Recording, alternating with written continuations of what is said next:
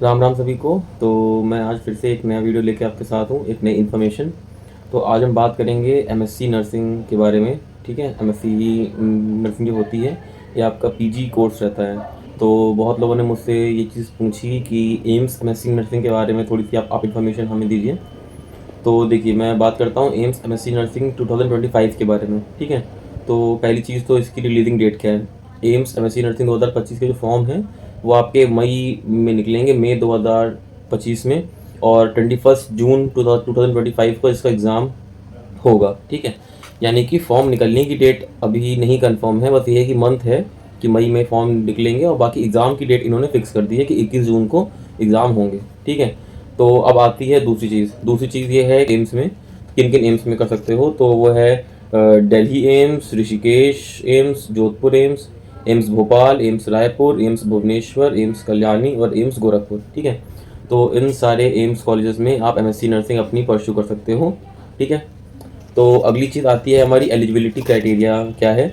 Eligibility criteria देखिए, आप अगर एम्स से अपनी एमएससी नर्सिंग करते हो तो आपको फ़ायदा एक ये है कि जो 1 ईयर का एक्सपीरियंस मांगते हैं, जो 1 ईयर एक्सपीरियंस मांगते हैं क्लिनिकल या फिर ट्यूटर में, वो आपका एम्स में नहीं मांगते हैं। बाकी अगर आप किसी भी कॉलेज से या किसी भी इंस्टीट्यूट से आप अगर करते हो तो वहाँ पे 1 ईयर एक्सपीरियंस आपका मांगते हैं। ठीक है, और दूसरी चीज़ ये है एम्स से करने में कि आपके अप्रॉक्स 60% आपकी एग्रीगेट होने चाहिए, जो आपके 4 साल के बीएससी नर्सिंग के आपके मार्क्स हैं।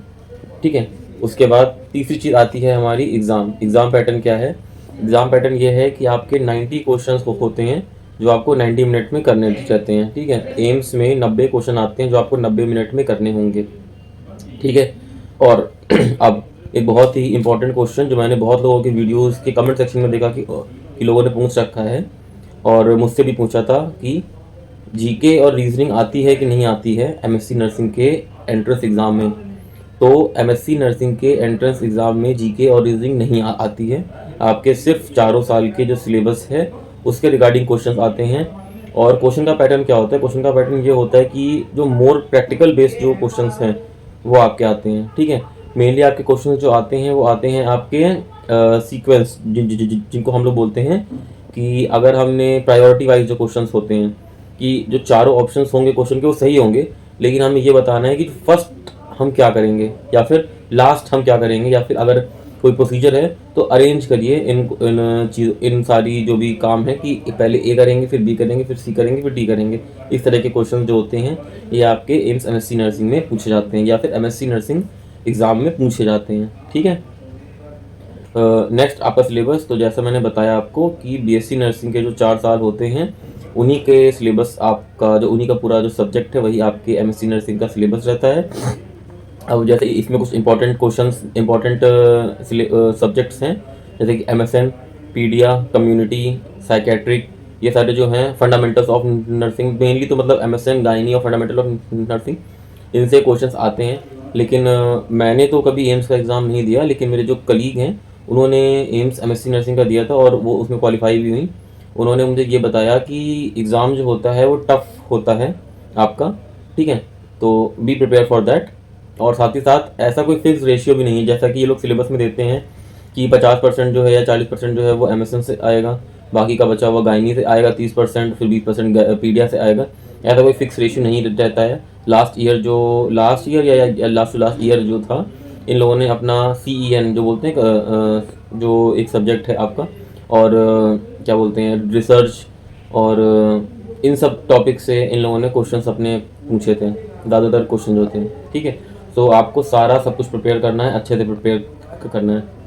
अब नेक्स्ट क्वेश्चन आता है कि आप बुक्स कौन सी लें। ठीक है, बुक्स के लिए अगर आपको प्रैक्टिकल बेस्ड क्वेश्चन आपको नॉलेज चाहिए तो पहली चीज़ तो ये है कि आप अपनी टारगेट हाई, इस वाले में मैं ये कहूँगा कि आप अपनी टारगेट हाई, PR यादव मैं नहीं बोल रहा हूँ, मैं बोल रहा हूँ टारगेट हाई आप अपनी पढ़िए। ठीक है, उसको आप पूरा उसके थ्योरी और उसके जो भी कॉन्सेप्ट हैं उसके क्वेश्चन है वो आप लगाइए।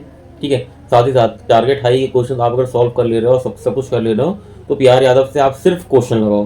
PR यादव की थ्योरी पढ़ने की ज़रूरत नहीं है, PR यादव के सिर्फ क्वेश्चन आप लगाओ, तो आपको थोड़ा सा आइडिया होगा कि प्रैक्टिकल बेस्ड क्वेश्चन जो होते हैं वो कैसे होते हैं।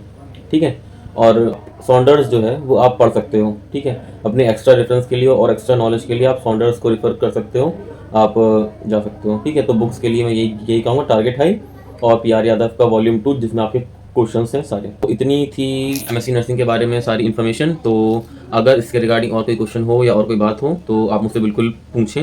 एक जो मेन क्वेश्चन था जो मैंने देखा था कि सब लोगों ने, सारे बच्चों ने पूछ रखा था कमेंट सेक्शन में, वो यही था कि एम्स के पेपर में जीके और रीजनिंग आती है कि नहीं आती है। तो वो चीज़ मुझे एक मेनली क्लियर करनी थी कि एम्स के पेपर में जीके और रीजनिंग नहीं आती है। ठीक है, सो प्रिपेयर करते रहिए। मई में आपके फॉर्म निकलेंगे, जून में आपका पेपर होगा। ठीक है, all the best for your masters.